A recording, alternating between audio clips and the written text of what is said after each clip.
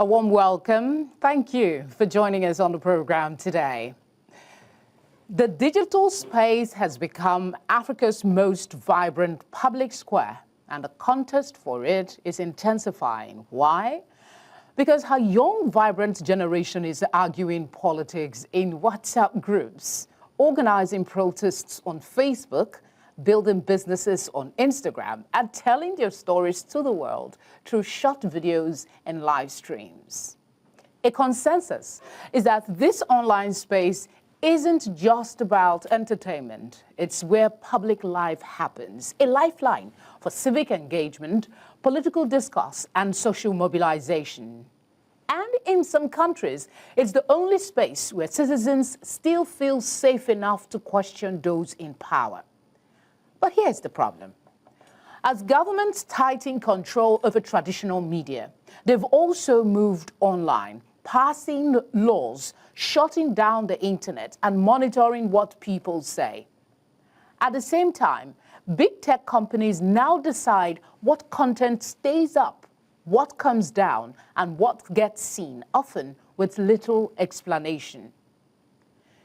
It is a fact that Africa is one of the fastest growing digital markets in the world, and that makes huge opportunity, but it is also huge power concentrated in the hands of governments and private companies.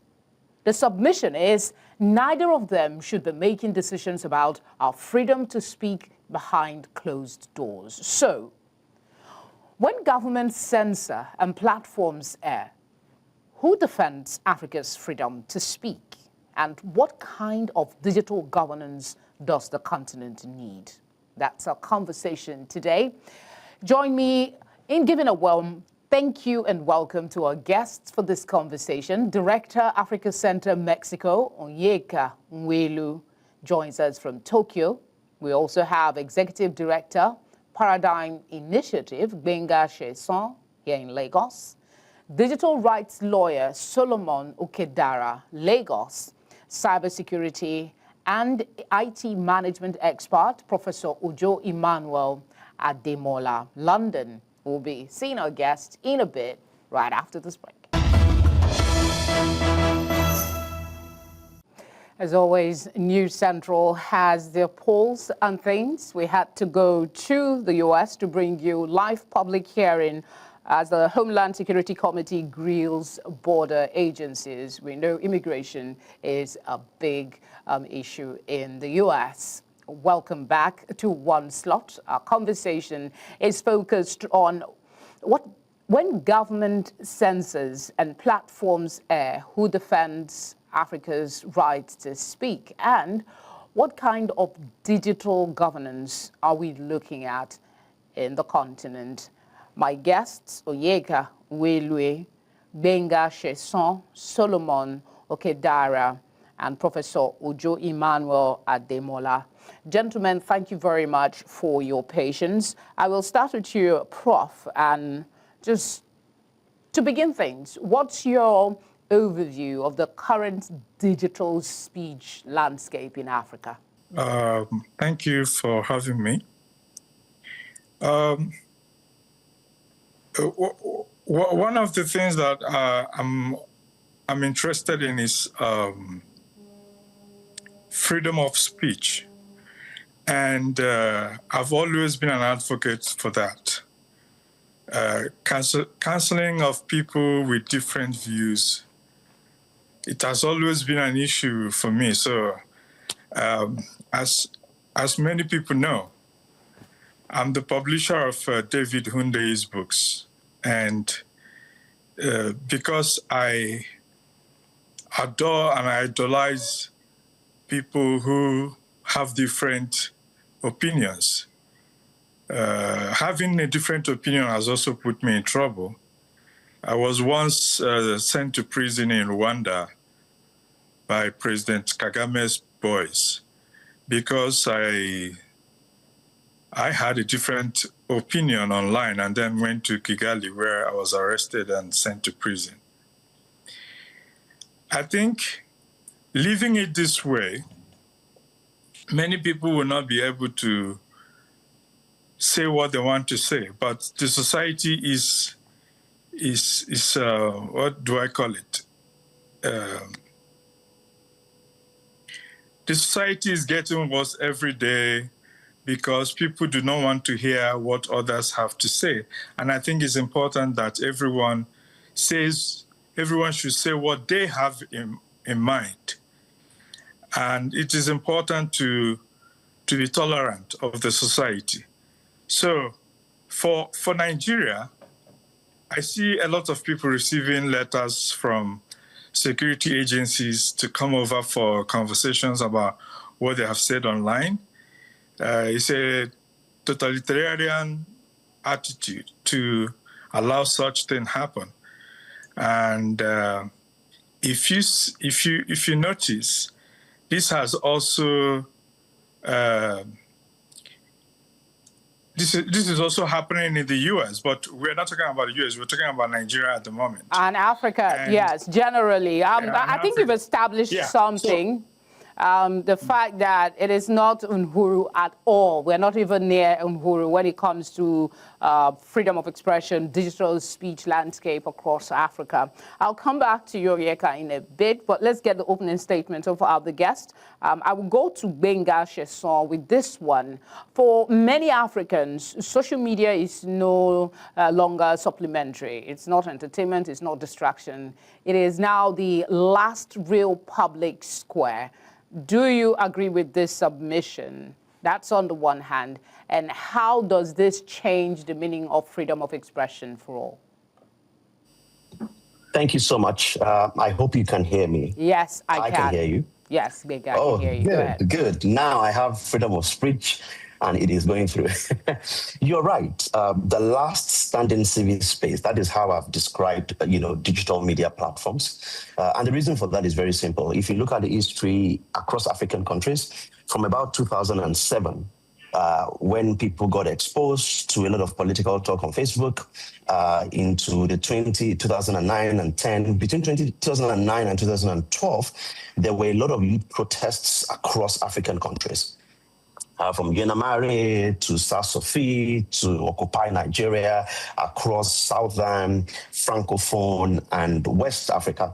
And these protests were largely driven by conversations that were happening online by young people who were basically saying, we see how democracy works in other places, and we want to see the same in our countries. And the reason why that became a thing, three things happening at the same time. One, there was a new generation that were literally digital natives who literally, eat, sleep, and breathe digital, and had been kept out of the political conversation space before then. They can't access TV stations, they can't access radio stations, they can't access newspapers, except they know someone or except they have a big name. But they had social media in their hands, and they could tweet, they could, post a note on Facebook, they could write, and people could hear them. That was one thing. The second was that there was a lot of pent-up anger. People were angry that their government could not be reached. They could not see the impact of governance. They could not, in fact, in Nigeria at the time, President Yar'Adua was missing. And young people were asking on BlackBerry messages on Facebook, where is Yar'Adua? Was a whole hashtag on its own.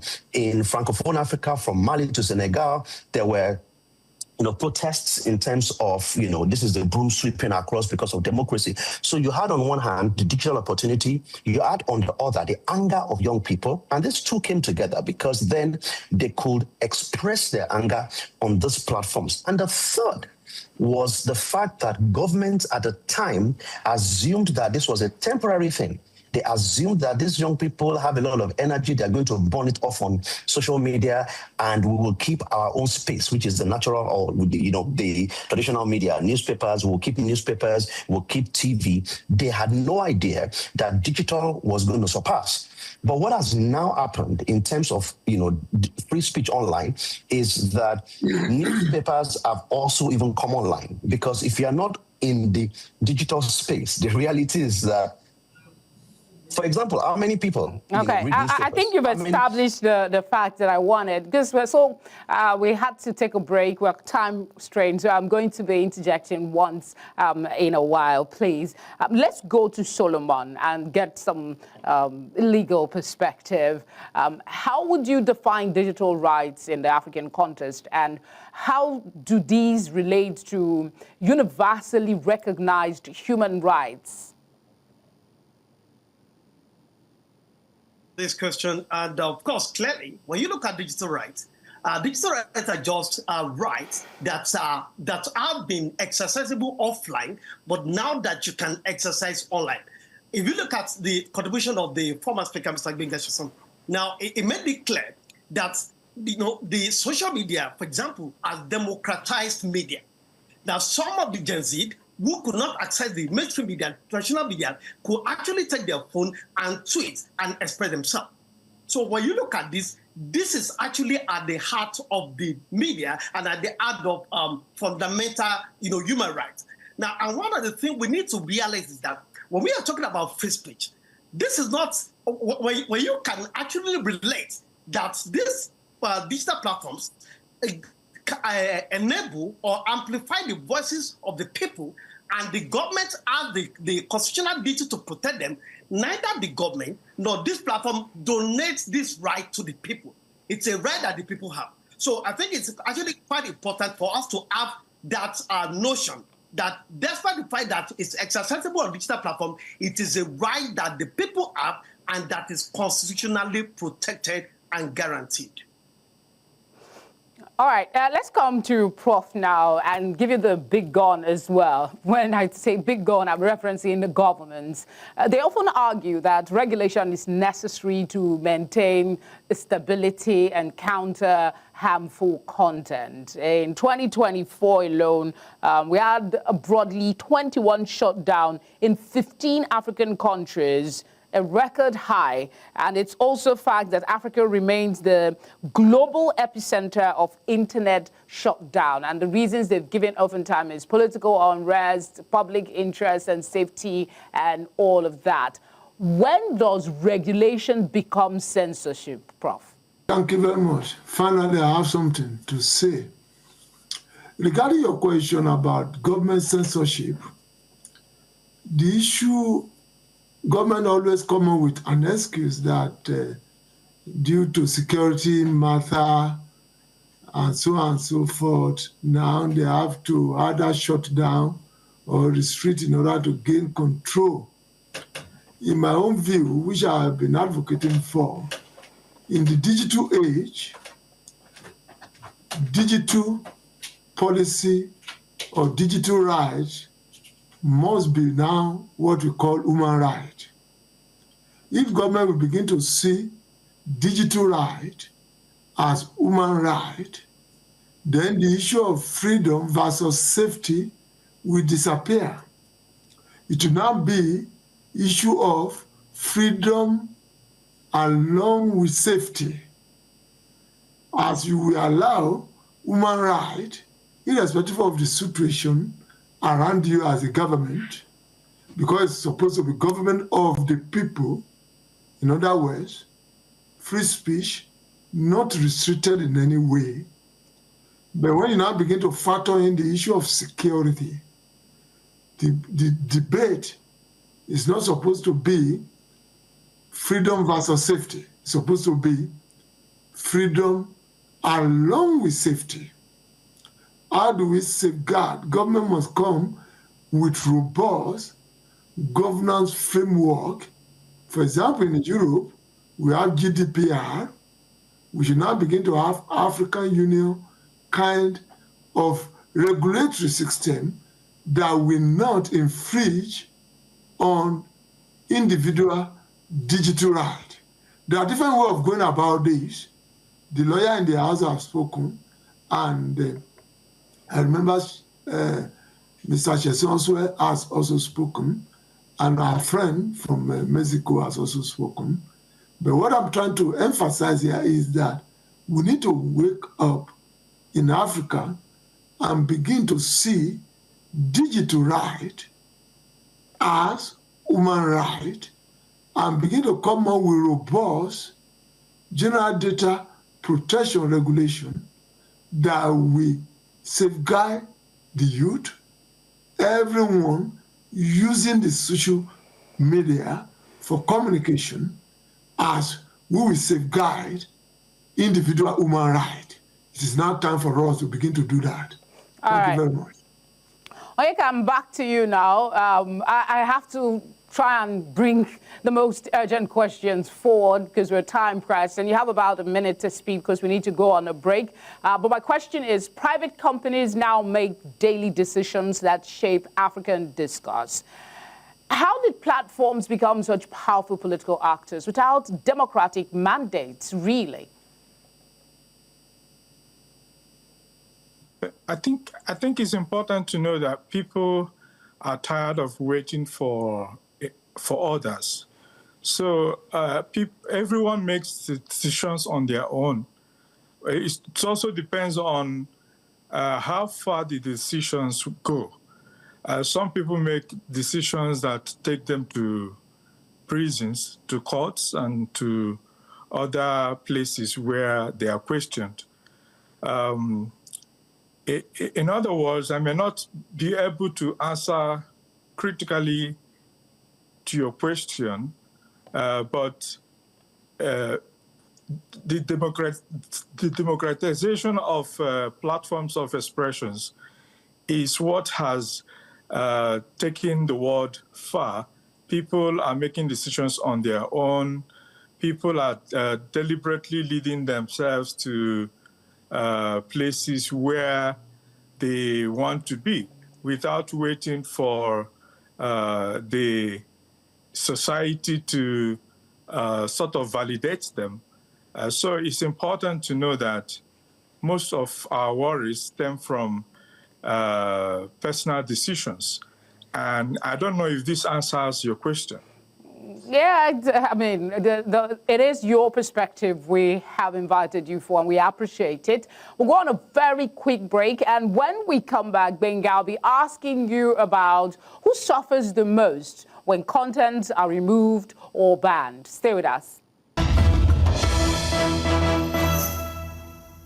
Thank you for staying with us. We just go straight to Benga. When platforms remove content and ban accounts, who suffers the most? Is it the users exercising legitimate expression or bad actors avoiding accountability? Things that is very clear is that when you remove content, everyone suffers. So we think that bad actors suffer when we remove content, but what they typically do is they either open another account or go to another platform. And so in a way, they suffer temporarily. Who suffers the most is democracy and free expression. When you remove content without fulfilling the three-part test. The first is legality. Is it legal? Is there a law backing it? If there is a law backing it, then you have to ask the second question. Is it necessary? The principle of necessity. If it is legal and necessary, then you have to ask the question, is it proportionate? And when you ask if it's proportionate, you're saying that is removing this thing really the least or the best effort that you're taking? Because the challenge with removing content is that it sets a trend. And unfortunately, Paradigm Initiative works across more than 30 African countries. And what we've seen is that many governments have takedown requests from platforms based on their political position. They do claim at times that it's for the sake of national security or public morality, but more often than not, it is because it serves a political purpose. And that means that content takedown, more often than not, maps almost equally with restriction of expression when there is dissent. And that is why I say the person or the principle that suffers the most is democracy. In fact, the people who remove content illegally themselves suffer. Because don't forget that politics is like a revolving door. People lose elections and get into opposition. In many countries across Africa, you find people who restrict content, who shut down the internet in their own time. And then when they lose elections and go into opposition, they begin to complain that the others are doing exactly what they did. Which is funny because African countries invest in surveillance equipment, and when you lose elections, the same equipment will be used to surveil and that will be against you when you are out of power. So who loses the most? Not the bad doctors, definitely. Who loses the most? The people who are affected, and unfortunately, democracy and the rights of citizens is also a victim. Solomon, what are the most common ways platforms get it wrong in African context, from content removals to account suspension? We know that sometimes the language is an issue, but beyond that, are there others? Oh, very well. I think the first thing is that we need to be mindful of the fact that all of these platforms and the big tech, they are there to make profit, fundamentally. So when we realize that, okay, so when they come in to actually amplify our voices, and the government comes around and say, hey, you need to actually have right, because if we don't do that, then we can stop you from operating. All of us can remember what still happened in 2024, when we woke up just one morning and, X, formerly Twitter, stopped operating in Nigeria. So one of the ways we have seen that happening is takedown of posts. Sometimes they take down your post, which the government of the day or government officials have actually complained to be critical of the government's activities. In some other position, your account can actually be deactivated, which you have seen that. And whenever you look at this, all of this actually threaten, right to free speech online. All right, Onyeka, in several countries, including recent events in Uganda, national internet blackouts have been used ahead of elections, to suppress. What do these shutdowns do in long term to public discussions and particularly democratic participation of citizens? You can see that it affects the society greatly and negatively. We had Bobby Wine tweeting from unknown places that internet has been shut down so that they can come take him out from his house in Kampala. So I think it's important to know that politicizing expressions of people online and sort of dehumanizing them by making them feel that they are not important has affected the entire continent. More or less, most of us have to run away from Africa because Africans find it difficult to tolerate the opinions of other people. Let's take, for example, Japan. They just had an election and the result was released in 8 hours, within 8 hours. It's a society that works. Japan is I always see it as the perfect society where there is empathy and tolerance. Nobody gets arrested for their opinion in Japan. I don't know about other places, but you can say what you want to say, and people will counter that. So Uganda is not a good example for anything. I have lived in Uganda myself, and I understand the semantics of politics in Uganda. So I think it's important to look at other places where tolerance is the key. And there is no such thing in Nigeria or anywhere in Africa. Maybe we are getting close to that in Ghana. Ghana might be the only African continent where people can say what they want to say and still be free. But let's believe that the actions in Uganda has affected Uganda is just one country, actually. Data shows that about 21 shut down. In my introduction, I mentioned it. 21 shut down in 15 African countries. So it's not just Uganda. This is a growing tactics that they are using. And that takes me to Prof to ask about cybersecurity and anti disinformation laws? How have they been weaponized against activists and journalists across Africa? Because it seems we still have cases of journalists being arrested and taken to court for things that they posted online, articles that they wrote, reports that they put together. But let me quickly add something on the area of platform democratization, because that one will help you to understand where I'm coming from when it comes to the issue of cybersecurity on this issue. Yeah, I've been advocating for data sovereignty in Africa, because the platform you are even using, you don't even know the algorithm behind it. And that's why it's easy and become easier in order to restrict, either by shutdown or by doing whatever they need to do in order to hamper or halt free speech, as you begin to see when they are putting the platform together. Do we even have any citizenship or citizen participation? Are we enabling citizens? Do they propose any policy? Yeah, how many of the policies are proposed by citizens, those who are using it? Is there any vote on initiative? Is there any, you participate in budget processes? Do you have say in that? As someone has rightly mentioned there that most of these platforms, they are profit making. And do we join deliberation about digital forum? Now, having said that, when you're talking about the cybersecurity issue here, it's mainly about safeguarding.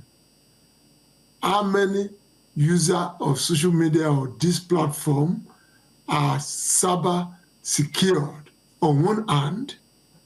What of the digital governance there? Do they have enough framework in order to safeguard data? Who even own the data?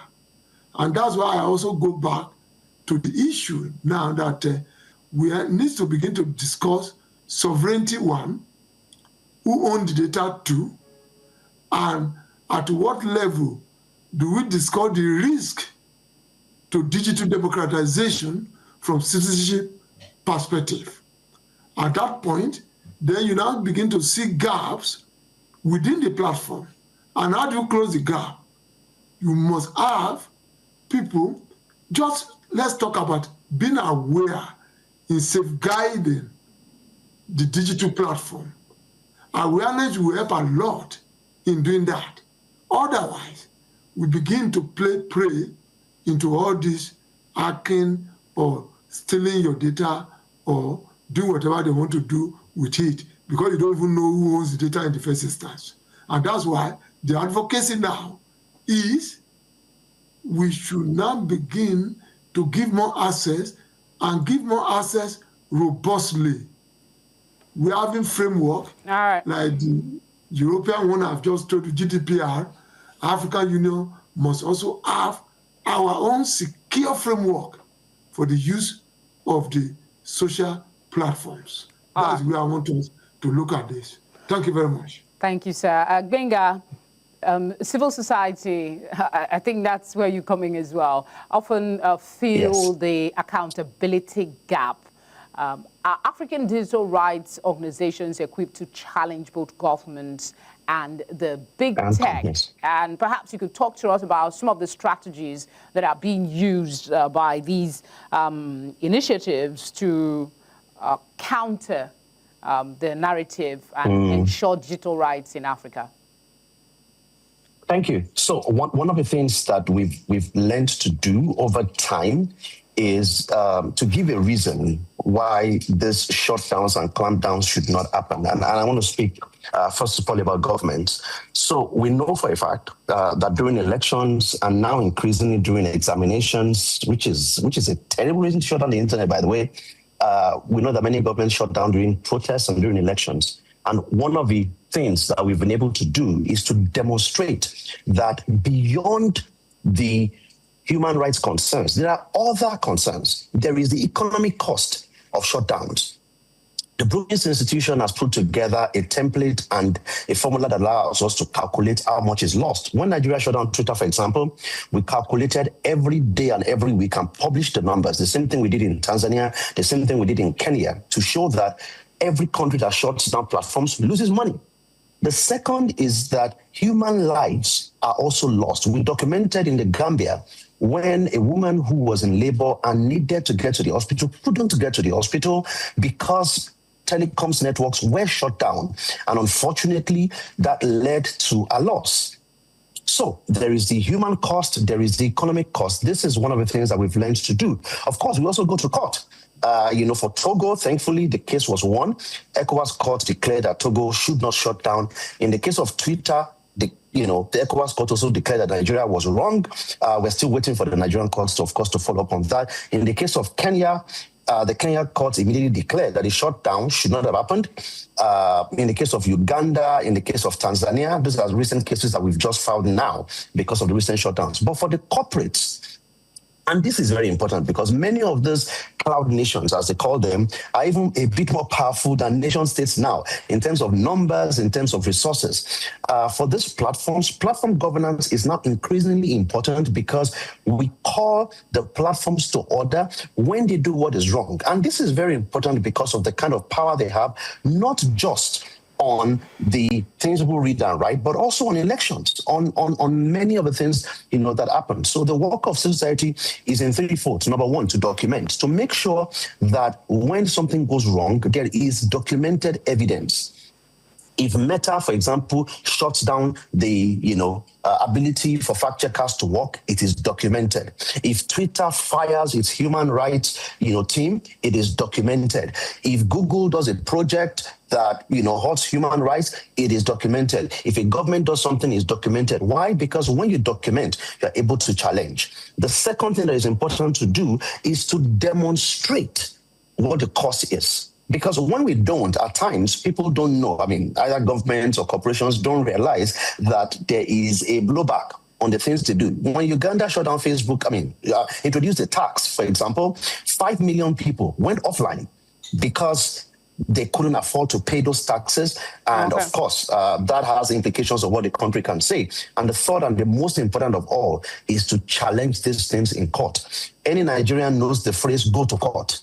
Right? And it is important for civil society not just to write letters, not just to, do advocacy on social media, but also to test the legal instruments, to test the institutions. In some cases, you may not win. We have a case right now that is in the Supreme Court, and I've been waiting for a date for almost 6 years. But exactly where I was going to go. I don't want to be pessimistic. While we are hopeful that our courts will be better and take quicker time to resolve these issues, they remain our recourse at this time to enforce human rights. Solomon, what role should regional bodies like the African Commission on Human Rights and People's Rights play in safeguarding online freedoms? I know you could take it from whatever angle you want. How do we better safeguard online freedoms? Well, I think it is quite important for us to understand that whatever happens in Lagos is actually of a ripple effect in Kenya. Now, and Africa is one. We are not even separated by borders in the real sense, because when you look at it, whatever government across Africa copies what other government has done successfully. And let me also quickly add it.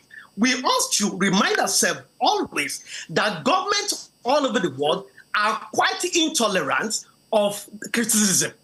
It may be worse in global majority, particularly Africa.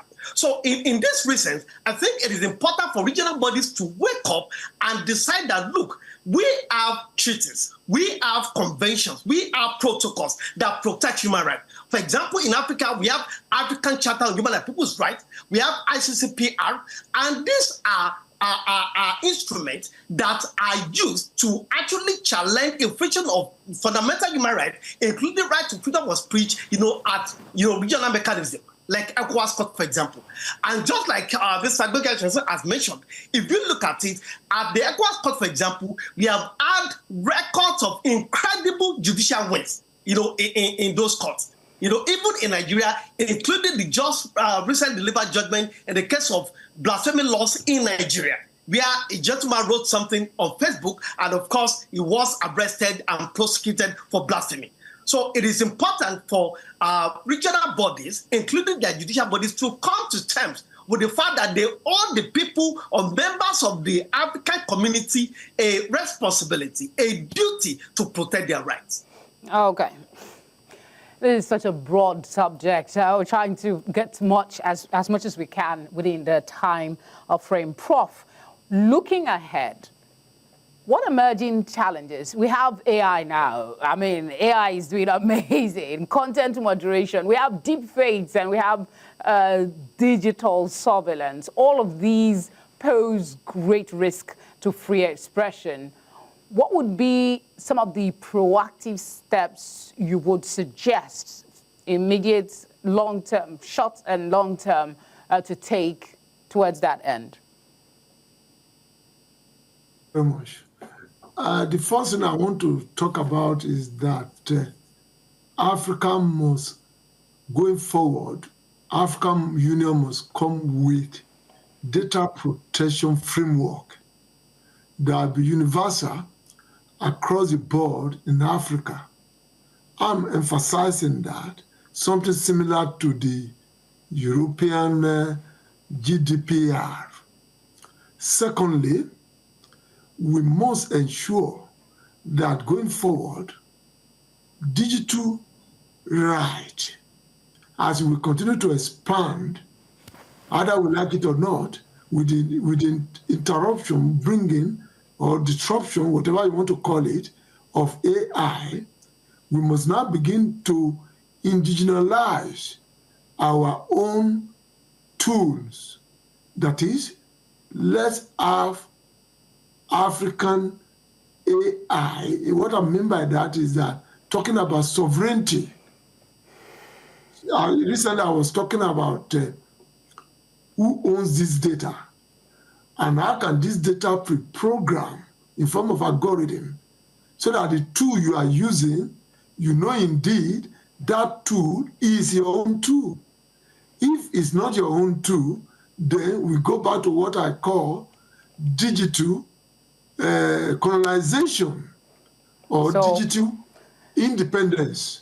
Yeah. So, majority of what we are doing now, we have to look at the risk of what we have now regarding the platform and continue to address the risk and make them more adaptable tool for African use, for African purposes, in order for us to be indeed robust creator of AI platform that can also turn out to make our free speech more robust and more guided in order to benefit the whole citizen.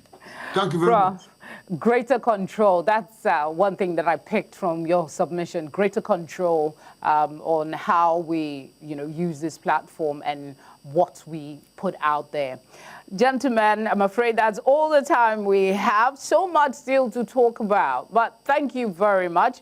Onyeka Welwe, thank you for being here. We also have Benga Sheson, Solomon Okedara, and Professor Ojo Emmanuel Ademola. Gentlemen, I appreciate your time. Thank you. Thank you very much. Thank you for having us. Thank you.